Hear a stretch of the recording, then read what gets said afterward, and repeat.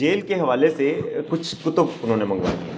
جو کتابیں ہیں وہ بڑی دلچسپ ہیں جو انہوں نے منگوائی ہیں. اس میں بڑا اسلامک ایک وہ ہے اسلامک ٹچ ہے, اور اس میں انہوں نے ظاہر اسلام کے حوالے سے بات تو کرتے رہے خان صاحب, روحانیت کو جس کو وہ روحانیت بھی کہتے تھے, لیکن روحانیت کے حوالے سے بات کرتے رہے, اسلام کے حوالے سے. لیکن مجھے حیرت اس لیے ہوئی کہ انہوں نے ایسی کتابیں منگوائی ہیں جو میرا خیال تھا انہوں نے پہلے پڑھ رکھی ہیں. مثلا انہوں نے جیل جو کتابیں منگوائی ہیں اس میں قرآن مجید کے علاوہ جو ہے وہ امریکی فلاسفر ہے ولیم کلاک, اس کی اسلامی فلسفے اور روحانیت پر ایک تحریر ہے, وہ ان کے پاس شامل ہے. سیرت نبوی کی کتاب لائف آف دی محمد, اور ابن خلدون کی کتاب مقدمہ بھی شامل ہے جو فلاسفر تھے ابن خلدون, اور ان کی کتاب بھی ہے.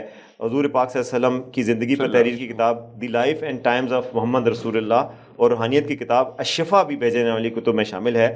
تو یہ تمام کتابیں جو ہیں وہ بنی گالا میں بنا کر ان کی ایک تصویر بھی کچھ صحافیوں کو ملی تھی, تو جس کے مطابق کہ وہ یہ کتابیں بھیجی جا رہی ہیں. تو بیسیکلی وہ اسلام اور روحانیت کے حوالے سے اب جیل میں پڑھ رہے ہیں.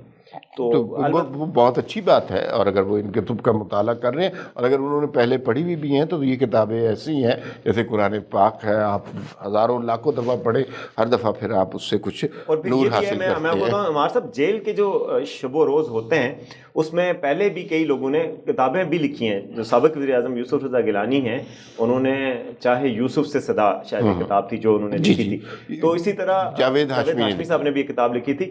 جیل سیاست دانوں, ہمیں حیرت ہوتی تھی کہ خان صاحب اتنا جیل سے کیوں ڈر رہے ہیں. جیل سیاست دانوں کے لیے تو ایک آکسیجن دیتی ہے.